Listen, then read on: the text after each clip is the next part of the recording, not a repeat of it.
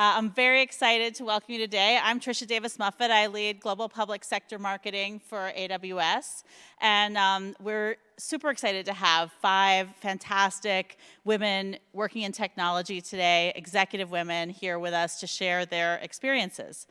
Before we do that, though, I just want to tell you a few things about We Power Tech. So We Power Tech is our program at AWS that is really intended to expand opportunity and to support and encourage all of those from underrepresented communities within technology, women, underrepresented minorities, people with disabilities, all those who have been underrepresented in technology, and try to really lead the way and build a better path forward. So thank you for being here, and I encourage you to look through the program for the rest of the sessions that we're having at reInvent. We're excited to have you with us, and also please join us for the happy hour that we'll be having tomorrow evening at the Aria from 6 to 8. And then also, please take a look at, in the Builders Fair tomorrow and the next day, one of our technologists is from the 360 Fashion Network, who has an AWS IoT-enabled jacket and is looking for feedback from the community. So it would be very cool to go visit that and take a look at it and provide feedback. So without further ado, I would like to introduce Teresa Carlson, our Vice President of Worldwide Public Sector, who really is the patron saint of the We Power Tech program here. All right, welcome, Teresa. Before I get going through, hi. Hey, everybody. Hi, how are you? So was it hard to get over here? Was it okay? Is it like crazy getting between these sessions? A little bit? I know it is. It's grown so much. But I will tell you, this is one group I'm happy is growing. This is a group we want to grow. And, you know, I want to see it overflowing. It's really, we need to get to the point it's kind of overflowing. Every year we have more. I did have Amanda, who works for me, tell me that one of the good news stories is she actually had to wait in line for the ladies' restroom today. So we are making progress. Yes. So excited about that.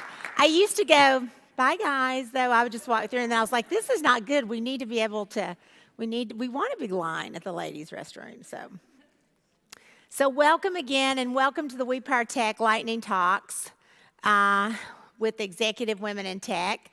And like Tricia said, I'll go back to go forward. A long time ago, now it feels like when we started reInvent, which is, I guess, this is our 7th year, we said, okay, we've got to have a program with women.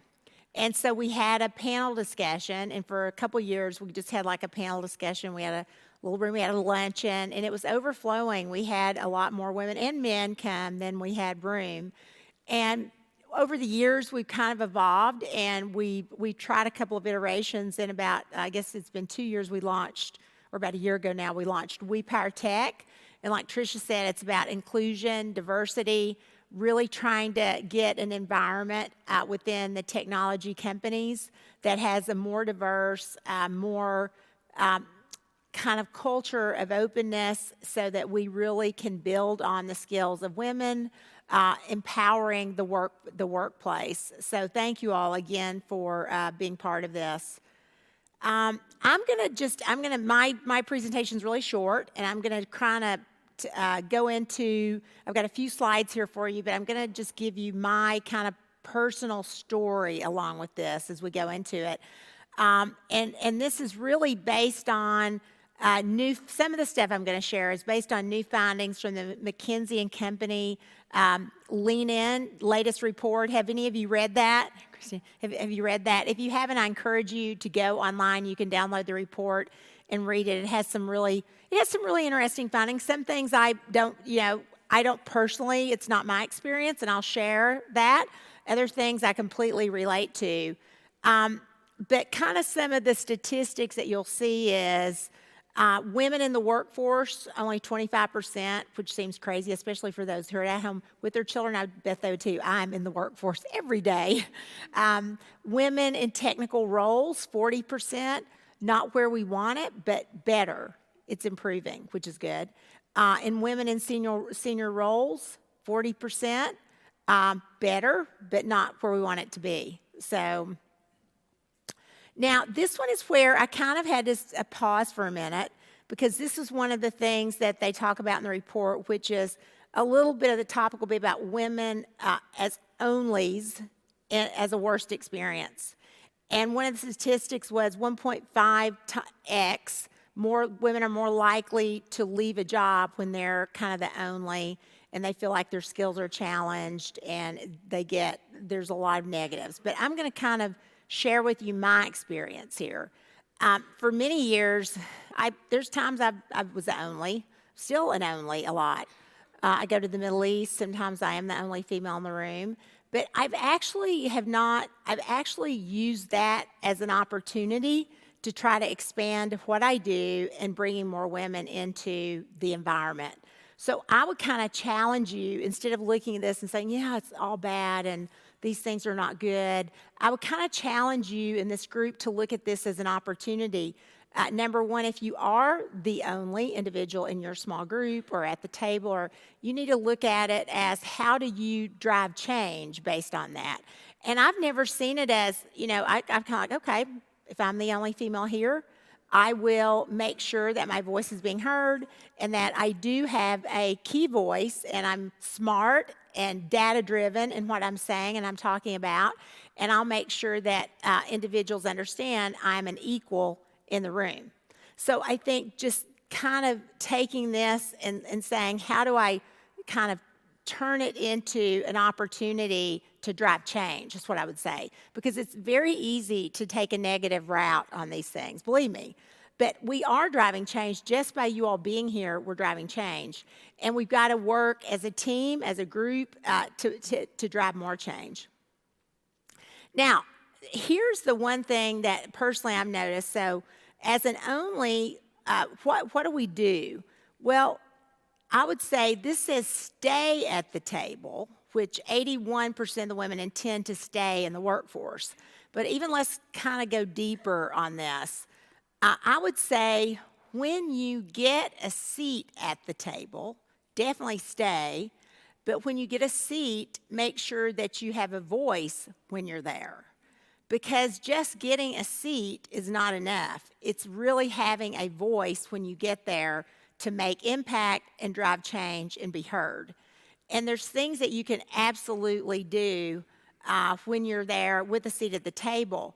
Now, there's a couple of stats within this report that I thought were pretty interesting, and that basically says, which we kind of knew this, but you're already doing a good job, is what the report says. You're already doing a good job because despite common misperceptions on this, women and men are actually leaving companies at a very similar rate. So it's not like women are leaving now faster or more often than men. Last year, 15% of men and women surveyed left the company where they work. So 15%, same amount. And of 82% of the rest, 82% of men intended to stay in the workforce, and 81% of women intended to stay in the workforce. Now, why is that important? They weren't looking to just leave the job because of a family situation or having children. So the point is that's kind of changing. Women are saying, I'm going to stay in the workforce and I'm going to figure a way to make this work in this environment. So I think that's really important. So again, in fact, just 2% of women leave a job now based on this as a result of family, but compared to 0% of men that said that in the survey that said this. So I think that's it's an important statistic that actually there is kind of change in the women and the work environment and what's going on.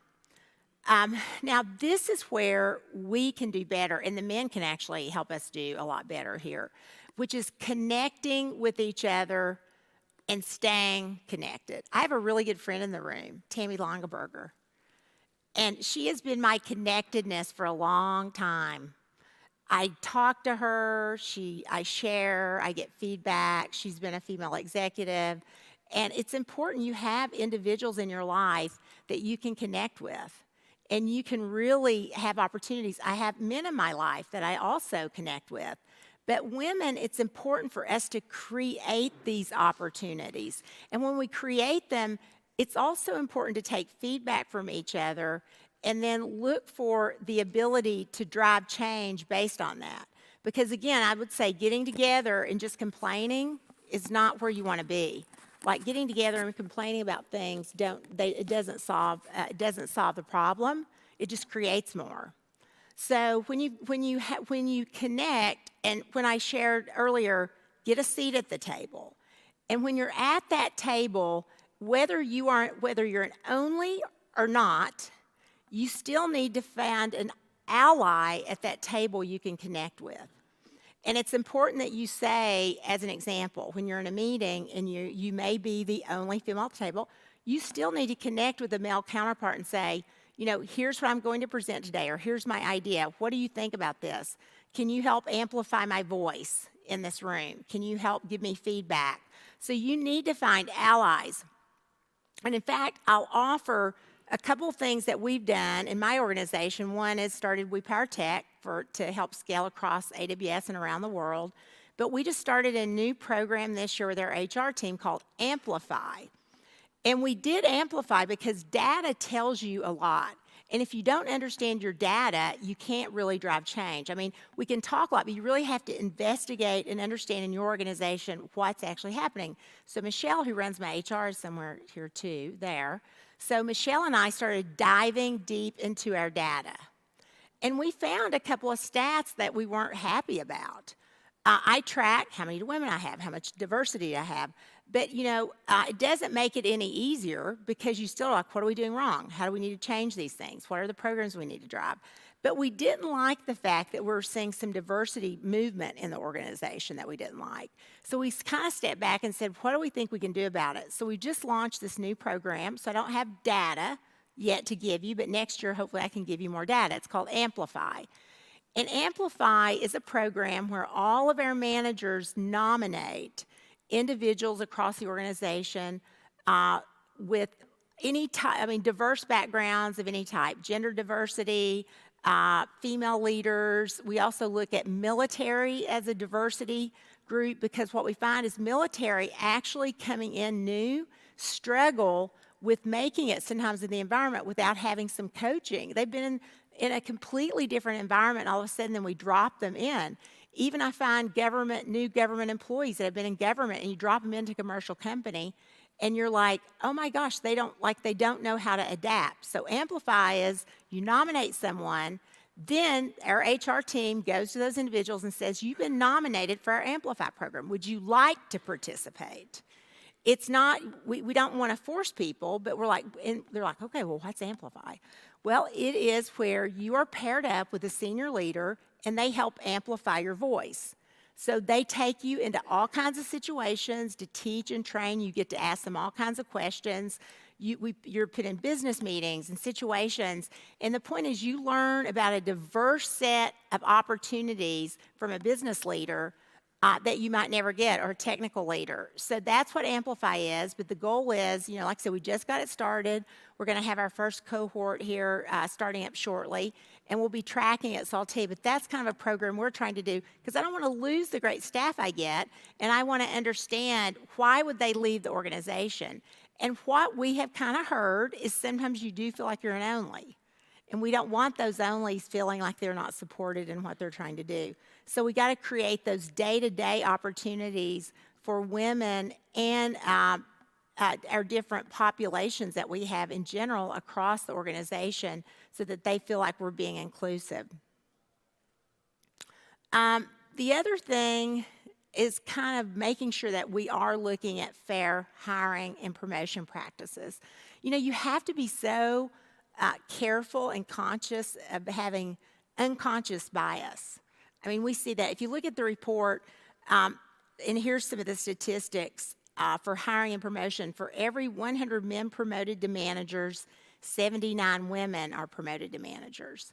So that's a statistic we don't like. We need kind of more parity there. And I find in general when you're talking about management, we all need training in management. I know at AWS and Amazon we have a very different model. So for people to become a manager, it's not enough to have been a manager. You actually need to be trained in what the expectations are at Amazon for a manager, which can be very different. But there's lots of tools you can use, and what we try to do also, again, tracking data makes a really big difference. But using tools such as blind resume reviews to reduce bias. And I'll tell you, whenever I go around the world, I meet with the women in my organization and whoever wants to meet from Amazon. And one of the things I learned from the women was, I said, why aren't you applying for this job or that job? And I heard from them that they said, well, that resume sounds like it's for a man. I was like, oh, really? And I mean, I learned things from the women that I didn't even have insights to, like they felt like a job description would say, come be a ninja. Well, okay, some women want to be a ninja, that's okay. But in general, they felt like that sounded like that was for a man. And so we kind of started doing some things, which was, these are kind of easy fixes, like scrub your job descriptions. Do they sound kind of gender neutral? Encourage the individuals in your org to take on new opportunities, because the other thing you'll find with women, this is very true, they will read a job description and they'll say, this does not fit. I can do 85%, maybe 90% of this, but I don't know how to do this 10%. I can't apply for this job. Absolutely, you should apply for that job. You should apply for that job even if you have 20% of the skills. Because if you believe, and in your gut, in your heart, you know you can do that job and you have a passion for it, there's no reason you shouldn't interview for that job. Even if you don't get the job, it's the opportunity to go do it and create and understand and learn from it. But I find most of the time, women can do the jobs that they don't apply for. But men will say, I can do 30%. Of course I'm going to do that job. I'm applying for that job. So we kind of have the same mentality of we can do it and not be afraid to kind of take on these things. And for the male managers in the room, it's really about you encouraging and helping in both sets, like encouraging each other to try these new things. Probably over my time now, but there's so many things I'd kind of like to share and tell you about. But the one thing I just kind of want to end with is we can make a difference. I mean, we can make a difference. In this room, we can make a difference by supporting each other, sharing our ideas, looking for solutions, not all the problems, and bringing the data forward. And now, with all that being said, there's got to be mechanisms in place, because Jeff Bezos, if you ever read, he'll say, good intentions are great, but they don't get you anywhere. It's mechanisms that actually drive to results. So you have to have mechanisms. You have to have mechanisms for yourself. You have to have mechanisms for your small group and for your organization. And for all the men and women in the room, I would share, it is important to have a dialogue, to have like the healthy dialogue. And if you feel like within your small group organization, you have things like unconscious bias or you have areas of improvement, you should just share and talk about those openly. And then come to the table with some kind of opportunities to change those things. So one of our mechanisms is this. We have We Power Tech. We have, like I said, one of mine is our new program that we just started. But there's many, many other things. And just at my public sector breakfast this morning, we kind of announced an opportunity for all the companies we work with to come together on Close the Gap and like put our thought leadership together, because I bet we're all kind of, when I talk to my peers, they're doing amazing programs, we're doing programs, but we've not kind of collectively put our heads and our resources together. So we're going to now kind of try a new approach. So hopefully we'll see, when we see next year, we'll even have some new things that we can talk about we're doing. But your feedback is really important. If you see things that are really working, we would love for you to share those experiences with us. But again, I'm so excited to see you here, and we have tons of other women. I'm looking at this. This was from our very first, we did a panel discussion. So I saw this, I was like, oh, this is for the very first time that we did our panel discussion. So good memories, but we need to have a lot more of these things happening. So thank you guys so much. Enjoy reInvent, and I look forward to seeing you at Andy's keynote tomorrow. Thank you, guys.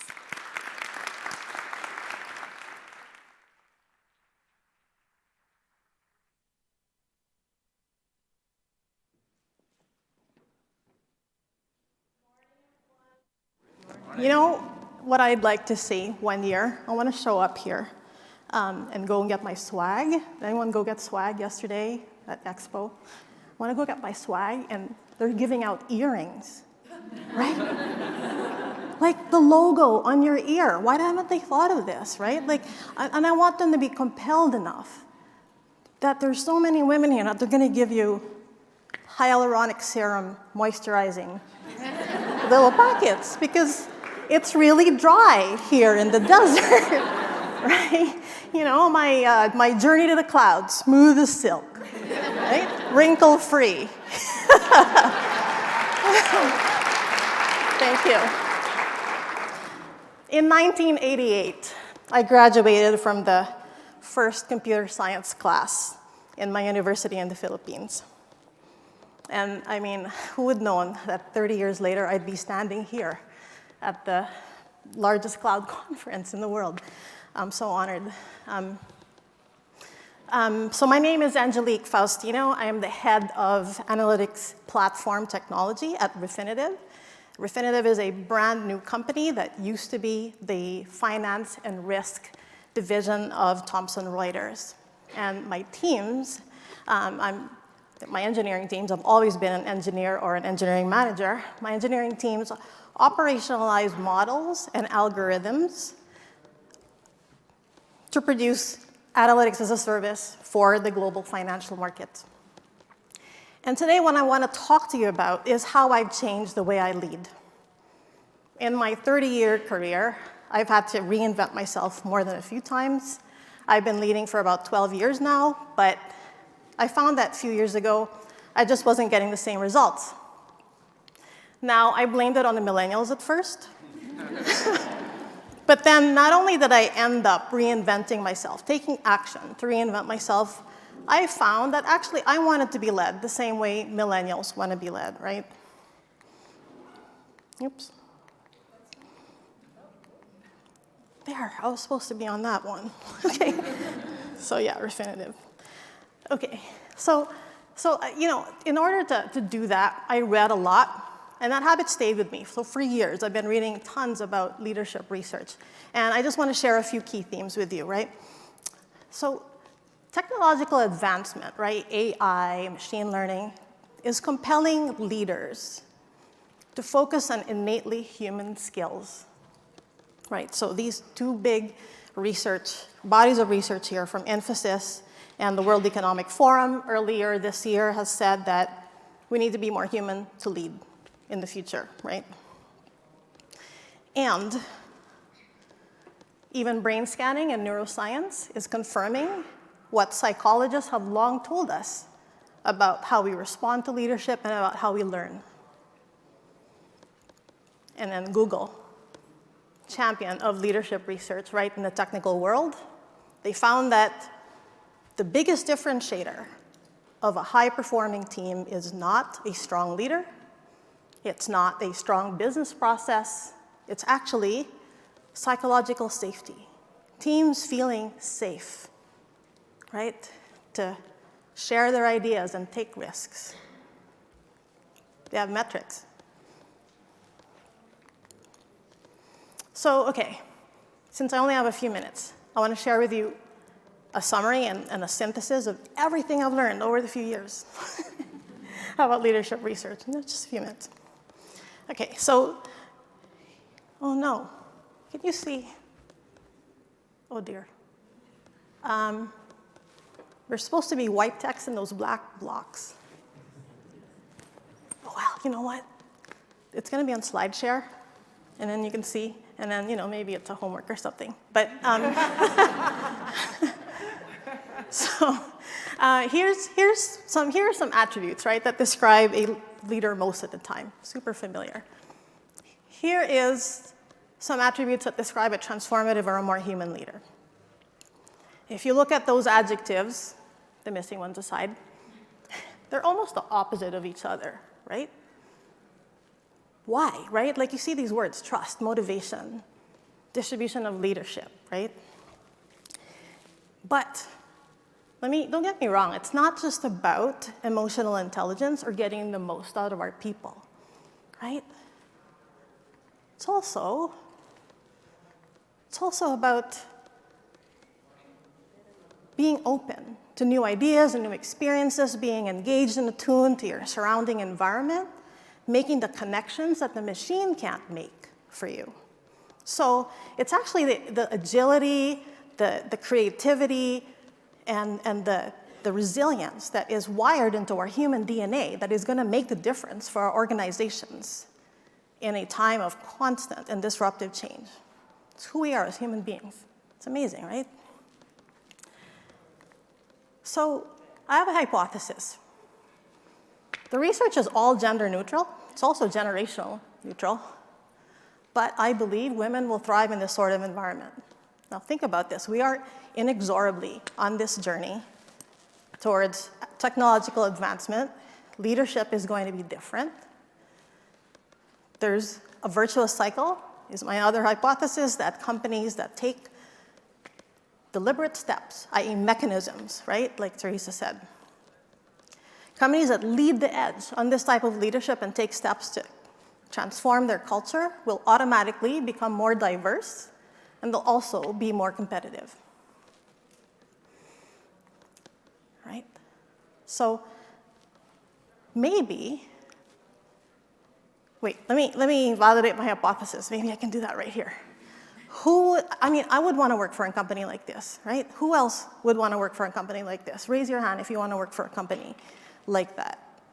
Okay, so maybe I'm onto something here. Okay, awesome. So maybe instead of counting how many women we have in our leadership ranks, we can count the steps that we're taking, the mechanisms that we're taking towards transforming this kind of leadership and this kind of, this kind of transformation, our more human transformation in our leadership ranks, right? And maybe in Amplify, right? What Teresa said, maybe we can promote the leaders who lead this way, right? Regardless of their sex or their gender, their color. And so I feel like there's just so much more to learn. Like I'm still learning all about this, and I'm still trying to be this sort of leader more and more every day. I'm doing it myself. I try to make it happen in my team. And maybe I can widen the sphere of influence. All of us can widen our sphere of influence and join me in a private LinkedIn group that I've created so that we can discuss this, ideas, share your experience. I want to know some examples of how people think that we can track this, right? What are some good ways of measuring this kind of leadership and getting there? And see what success looks like in these organizations. It's private, so we should be able to talk more freely. It's specifically about this transformational leadership equals diversity kind of idea. So I hope you'll keep in touch with me. My LinkedIn on LinkedIn, and I know that this number of the group isn't that readable, but if you just connect with me and just say, hey, I want to join that group you talked about at reInvent, I'll be happy to add you. Thanks, and I hope to talk to you soon. Bye.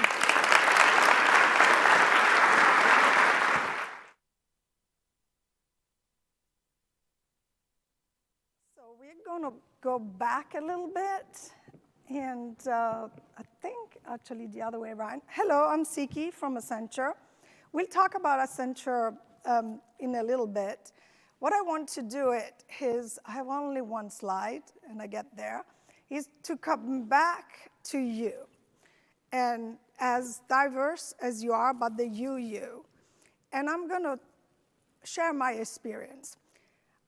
I have done a lot in my life. I'm a lucky person, but the biggest progress that I did in becoming the leader I think I am, and I always believe I'm a leader. Every morning I just step up and say, I'm a leader, is to learn my strength and to build everything that you do in your strength. Because a lot of time,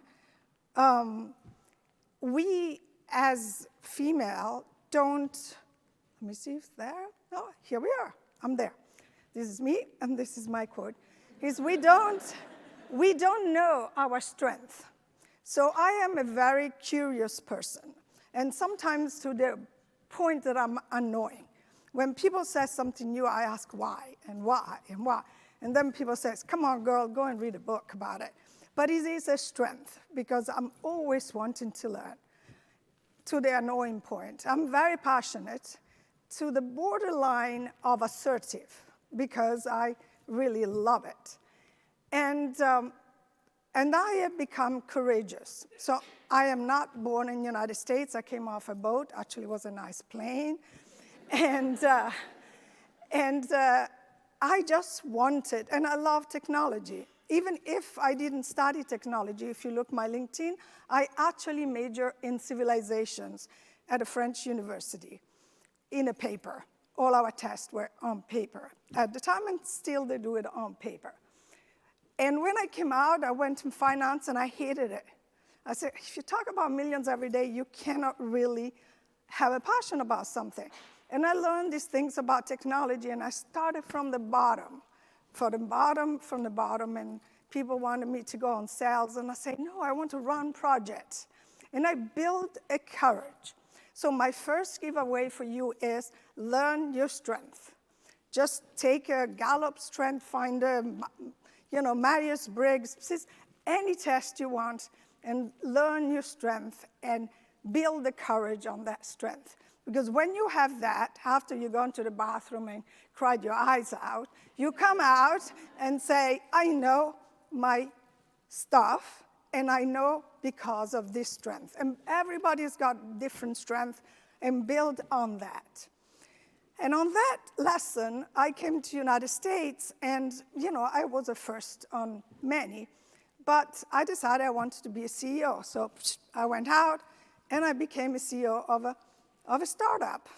We had a great idea. I was the first female CEO in 3 of my venture investment.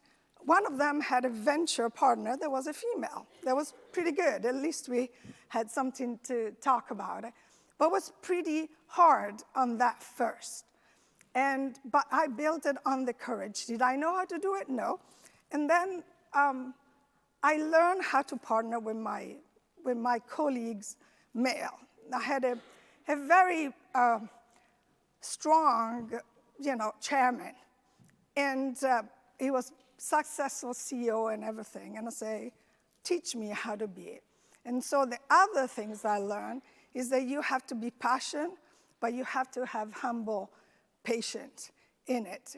And that's really sometimes what I see in my colleague female, that they lean on the patience and on the, okay, I can wait for this, but I can wait for that. And you shouldn't do that.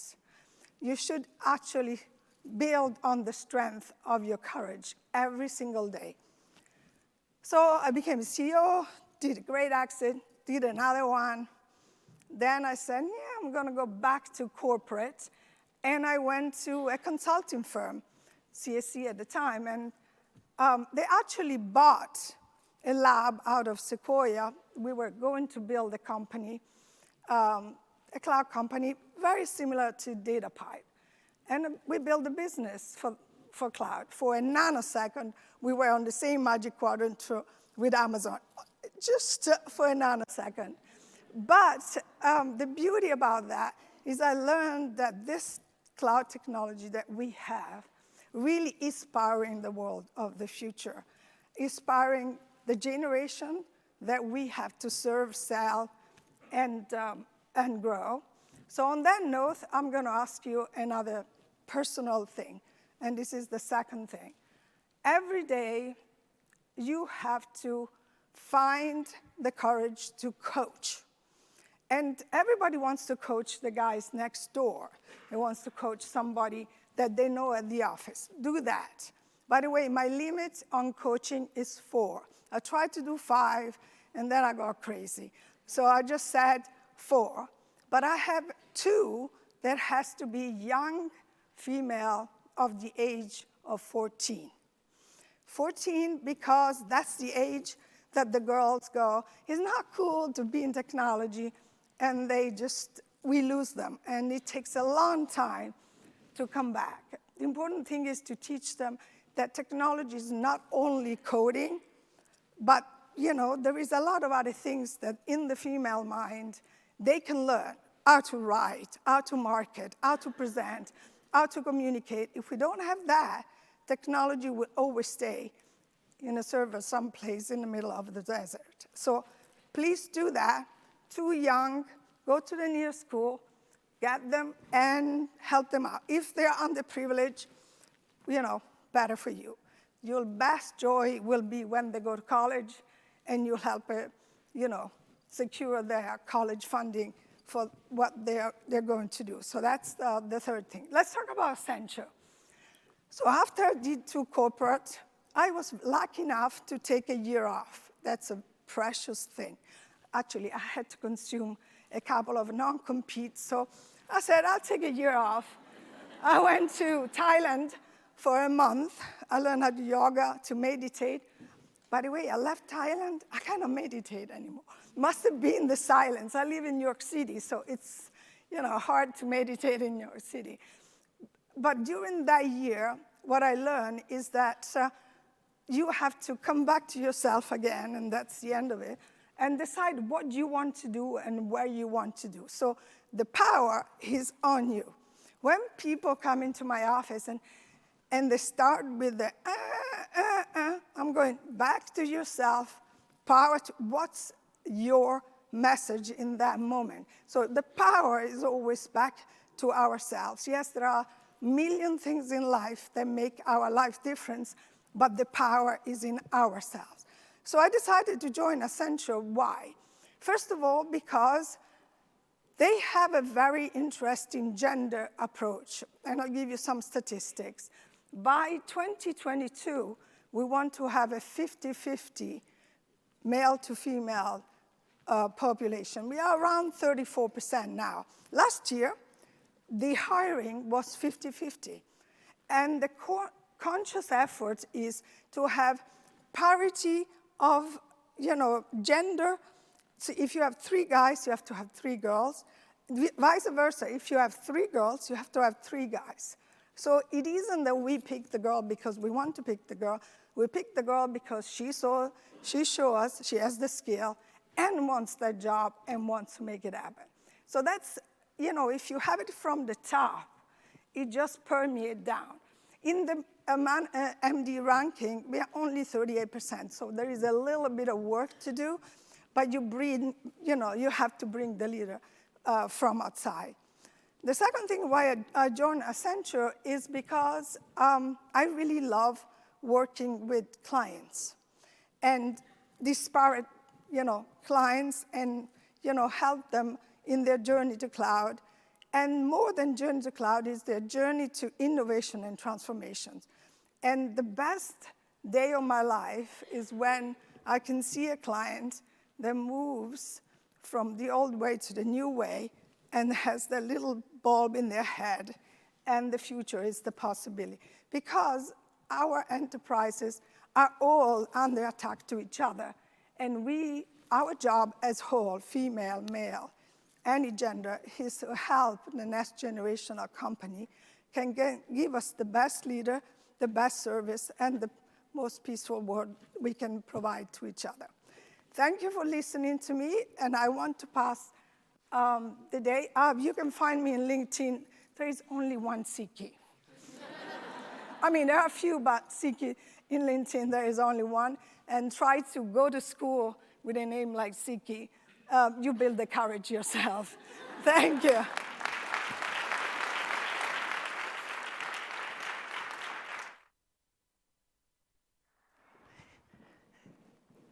Hello, everyone. I'm going to fast forward to get to my slides. I'm so excited to be on this panel and to come behind these wonderful executive ladies. I'm Wanda Scott. I'm the Chief Learning Officer at Simple Technology Solutions, a small cloud-based company in Washington, D.C. I'm just going to tell you just a little bit about me. IT and me. It was something that I never expected, but it's birthed in me this thing called resilience. How many of you all think through what you've been through, adversity and challenge, that you're a little resilient? Yeah, I figured that. So you'll know what I'm talking about. I've enjoyed the demand of IT. I've always been one who liked challenges. I've always been one who liked the discipline in the IT space, and it has made me who I am, which is a black woman in IT. I am multifaceted. I'm not just woman, I am black woman. And it has brought my experiences to be very different from other people. But what I've learned to do is reinvent myself. And I thought that that was cute because we're at reInvent, right? So I want to encourage everyone, as you go through the space of IT, as you birth this thing called resilience, that you learn to reinvent yourself. I've had to do it because I've fallen in and out of love with IT. Can anybody relate to that, falling in and out of love with IT? Yeah, so I started off on the networking side, server down, everybody going crazy, pressure, Mountain Dew, late nights, gummy bears. And so I was like, okay, I've had enough burnout. But I still loved IT. So I went and got my master's. And so I started teaching, which took me into a whole different realm.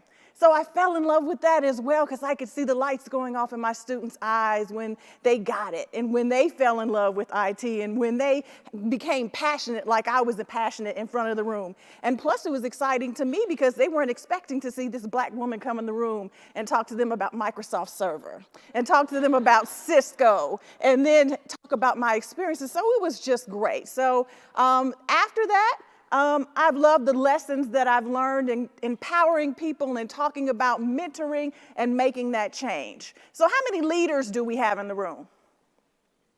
I figured there'd be quite a bit of leaders as well, especially since you're resilient. You can't be a leader and not be resilient, right? So leaders, one of the things I think that we could all benefit from is being adaptive and having a diversified mindset. And so I was like, okay, what does that really look like? So I found this guy, Ray Salea, and he has a great idea around adaptability. And he talks about 3 different kinds of adaptability. And I was like, okay, how can we use this as leaders to bring that diversified mindset into everything that we do? So he talks a little bit about EQ adaptability, and that's emotional intelligence. How many of you all have heard about emotional intelligence? Now, I think emotional intelligence, and I'm not alone in this, is more important than all the book study that you can do. Because if you're going to survive as a leader, you need both. I'm not saying you don't need book study, but if you're going to deal with people, if you're going to manage people, and if you're going to get into this space of diversity, you have to have emotional intelligence. The second area that Ray talks about is cognitive agility. And we all hear about this. This is about being solution-focused and object-driven. And the third area is cultural fluency. Now, this is going to hit home to what we're talking about here today, cultural and behavioral insight. That means we kind of need to know about other ethnicities, other cultures, other races. We need to understand where they're coming from and what they bring to the table. So this leads us into the diversified mindset. How many of you all have met some very knowledgeable people with great abilities and skill sets? How many of you all met a lot of tech people like that? Right. And sometimes when we don't practice a diversified mindset, we want to go to that person who we know has done a great job before. Oh, I'm going to pick Bill for the team because Bill has performed, Bill has the knowledge, we know he has the background, but that leads us to not be so open to somebody else who doesn't look like Bill. Somebody with an individual uniqueness that can allow us to add value to our team with their knowledge, skills, and abilities. So that diversified mindset that I've had to grow to have as a leader, as a manager of people, has made me to be open-minded, not judging a person because they don't look like Bill, who I know is going to do a great job. And it's allowed me to value the uniqueness that they bring to the table. How many of you think that you can bring uniqueness to the tech team, to the company, to the leadership? I think you can. And so how do we as leaders do that? I want you to get in your mind yourself as a leader, because you raised your hand already. But I want you to think about other leaders in your company, okay? Does everybody have a leader in your mind? Because we're not going to talk about you today. We're going to talk about another leader, okay? So get that leader in your mind, and we're going to talk about how you can empower them to train their brain, all right? So everything we do is mental, and some of it is subconscious, some of it's conscious, and we unconsciously do things often. And so the first part of the brain I want to talk about that we need to train or understand is the neocortex. Now, we are geeks in this room. Some of you might not be, but I am. That's why I love IT and keep coming back to it. But this is the logical part of the brain. This is the thinking part of the brain. It controls language, thought, and reasoning. And so we have to think about these perceptions and behaviors and appeal to people's neocortex. Okay, so the leader you talk to, you have to appeal to us nerdy people, logically and thought process, right?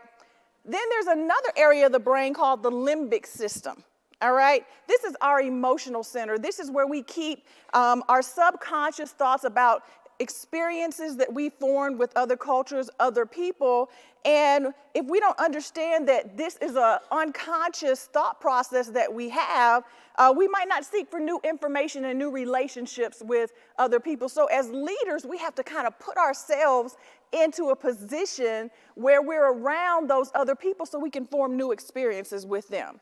And so it won't be based on people we're used to being around growing up, our family, and we can understand and value their uniqueness.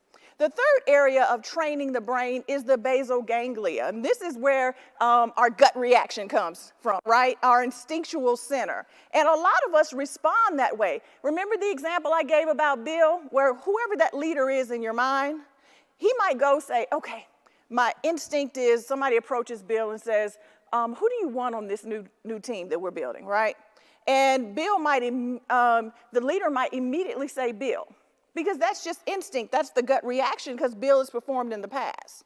Well, what we have to do is understand that this information can be detrimental, okay? Because we're just going on instinct and we're not seeking that diversified mindset. So when I think about how I can do justice as a leader and with other leaders in the room, I said it's crucial in our diversity training that we understand that we can't change what the limbic system has stored, but through the neocortex, we can open up new experiences that will register new memories, change understanding so that new value judgments can be made to form positive experiences around cultures and different ethnicities. That is a mouthful. It is, but I mean, what we're trying to accomplish is a lot. So that statement had to be a lot. Because we looked at the statistics that Teresa had, and I really hope you do go look at that Lean In survey. Because we have, if you look at this conference of 50,000 people, and how many females are here, how many minorities are here, we know that we have a monumental task to do. But we are more than able to do that. When we start having these conversations, when we look at diversity as a mindset, when we train our brain to think differently about situations, and really what it does is it adds opportunities for us to come together with people maybe we don't have past experiences with. So these are some notes from the field. When we as women go through the door, we change perceptions for those who are coming behind us. Because of my journey, I know that I bring value to the room because I'm different, I'm unique. So I'm excited about that, and I want you to be excited about that as well. I want us all to understand that we are powerful in our knowledge and competency, and our performance and our ability speaks louder than our words. And the final thing, we have to understand our value. It comes with the positives and the negatives. A lot of people raised their hand and said they were resilient. That comes through positives and negatives, okay? But that adds value when you don't submit to dysfunctional systems and unchecked behavior. So thank you for this time. I would love to connect with you more. I'll be outside. And I want to throw this out there in my last 6 seconds. There's a hashtag that I want to launch called #MeTooTech. And you've all heard of hashtag #MeToo, right? Well, I want to take it to tech, #MeTooTech. And I want to use that to bring us together to share our experiences. And so women feel alone, the only that Teresa talked about, because we don't share. We're afraid to share. We're afraid how we'll be looked at if we share about what our experiences are. It's not to talk about somebody or to belittle anybody, but it's so we can come together and have like experiences that will empower each other to grow and keep going. So I love the courageousness. I love everything the other women have said. But remember, hashtag #MeTooTech.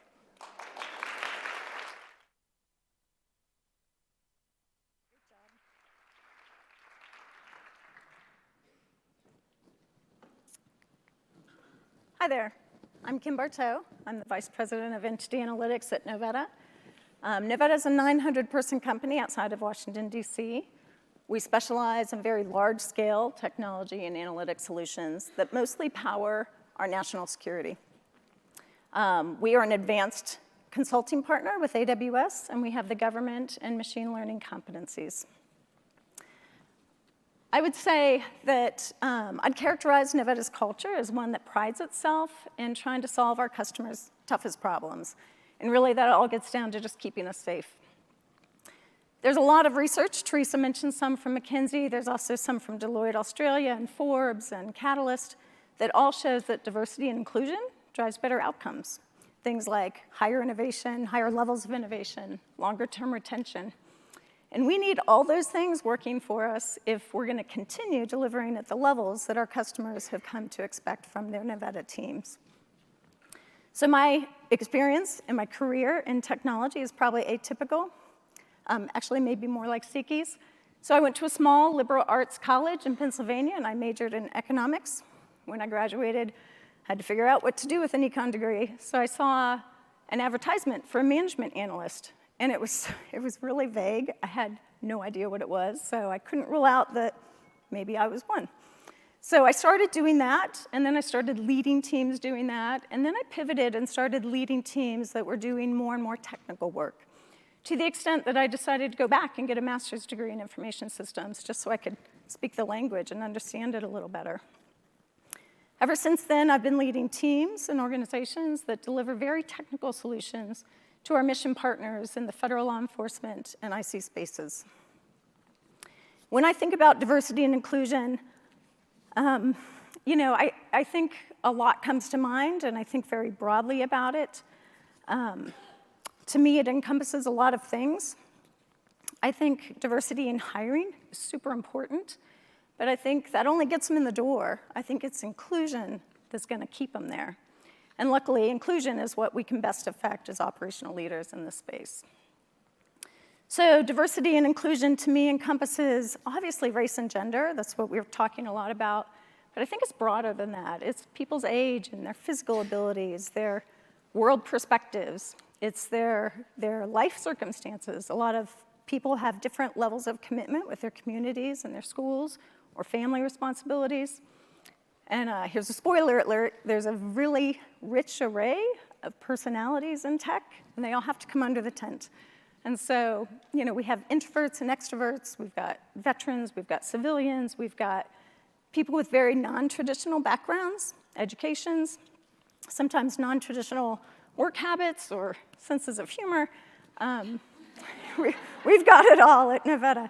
And so really, I think there are a gazillion things that make us all different, and the goal shouldn't be to make us all feel the same. It should be to allow us to be different, but still feel valued for what we bring to the table. Sometimes those are the differences that we're valued for. So I think, as a leader, it's important for everybody, actually, to realize how we can enable that inclusion. And I think it's best enabled by realizing that all of us are sending little messages to the people around us in all of our actions and behaviors, every single one of us. And those messages that we send either strengthen our connections or they create distance between us. And it's the big things and the little things. So a big thing, for instance, is how do we as an organization make big, important decisions? Do we have a couple people that do that in a room by themselves, behind closed doors? Or do we purposefully and transparently reach into the organization and pull out other ideas and other inputs and allow that to shape where we go? It's little things, like when we go to lunch, do we have the same little clique that we go with or person? Or do we mix it up and include a lot of different people? When we walk down the hallway, who do we stop and talk to? Ask about their weekend. Who do we keep walking past? My hope is that all of us can noodle through our own behaviors and realize that there's probably room for each of us to improve. And it's not because we're malicious or have ill intent, it's because it's super easy to fall into these life patterns that sometimes might send an inadvertent signal to someone else and make them feel not connected. I think when you make people feel connected to you, they thrive. They are empowered in their work, they drive the results, and that's long-term what's going to make them stay at your organization. I think back to some of those behaviors that I would like to change. I know I have now a new list of New Year's resolutions, and I hope that we can all do the same thing. I think if we're not being conscious of our behaviors and deliberate in our actions, then someone probably feels left out, because it's super easy to do. Ask anybody who's actually raised a daughter in this world of social media. Has anyone else done that besides me? It's really brutal. My youngest is a senior in high school, and we've had plenty of experiences where she feels really hurt because she feels left out of something. And you know, it's never on purpose, it's never intentional, but when I look into her face, look into her eyes, and I see that hurt, and as a mom, I feel it. Because it wasn't intentional, it doesn't change that. That nuance of intent doesn't make that hurt go away. Ultimately, everyone just wants to belong to something bigger than they are. And it's the same is true at work. And when we help people feel like they belong and feel like they're included in something bigger and they're valued for their contributions, then you're going to get all those benefits that the research promise. More innovation, longer-term retention, higher levels of productivity. It's really good for everybody. So as leaders, I think it's important that we spend our time thinking about how to bring more people in rather than maneuvering to keep them out. We're creating experiences for our teams, and those experiences matter. They drive our outcomes. So if I were going to give advice to a women, I would say, sorry, I think I just lost my mic. I would say, find a place where you can be authentic. I think that's helped me in my career. I think I've always been myself. I've not tried to impersonate the big brains sitting down in these rows here with me. And I think that's unique. And I think, form relationships, form connections with other people, because those things will get you through some of the rough times. I think our role in those relationships as leaders is to look out for each other, promote each other, advocate for each other. I think there's so much opportunity in technology that we can all be successful. There's not just one seat at the table. And I think that goes for women and men, and I've got both that work for me. We should all be supportive of each other and more inclusive. I think when I think about the women and men who work for me, one of the things that I hope is that they know deep down in their bones that I always have their back and that I'm always going to do everything I can to make them successful. And that only comes from the trust and inclusion that we've created in our relationship over the years. The other piece of advice I'd give to women is to be more gentle on yourself. None of us are perfect. We all make mistakes. But I think we tend to forgive other people with a little more grace than we show ourselves. I think some of that's exacerbated by these feelings sometimes that you have to achieve some level of perfection to be successful in a male-dominated field. And it's just not true. Perfection is the enemy. And I think when you make perfection your goal, there's frankly only one way to go from there. And you're going to mentally condition yourself for failure every time you fall short. It's bad for your psyche. You've got to get over that.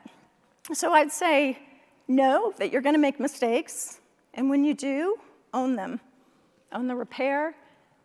Fix what you broke. But then allow yourself to gracefully move on. Technology, I think, brings us together in a lot of ways. There are a lot of things that we can all do to kind of promote more inclusion. We can go to lunch more often with more people. We can talk to people in the hallways, get to know them, figure out what they do, how to bring them in. When we are distributed, make sure the people that are on the other end of the line feel connected and part of the meeting. Make sure they can see and make sure they can hear, and then draw them into the discussion. Don't be that meeting where everyone startles at the end because they hear a little voice saying goodbye, and then we all realize that we forgot they were there. It's terrible. So try to bring everyone in so they share that experience. And when it's your meeting, get your agenda or your talking points out there early and give people a chance to absorb them, think through their contributions so that they can offer those contributions when the meeting time comes. I'm an introvert, so I do better in my own headspace, but people who speak English as a second language, same thing. Give us time to process the information and bring better input to our meeting when the time comes.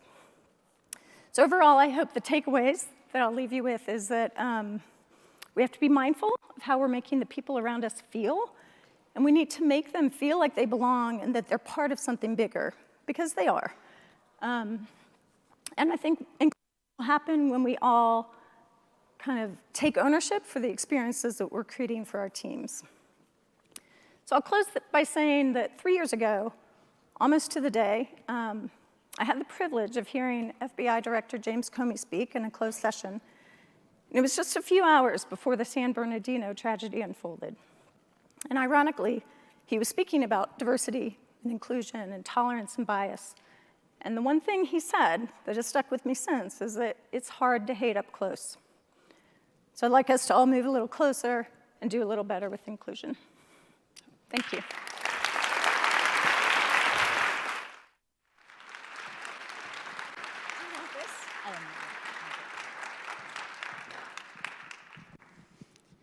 Thank you all for being here today. Just a couple quick words. So first of all, I think fantastic speakers, right? And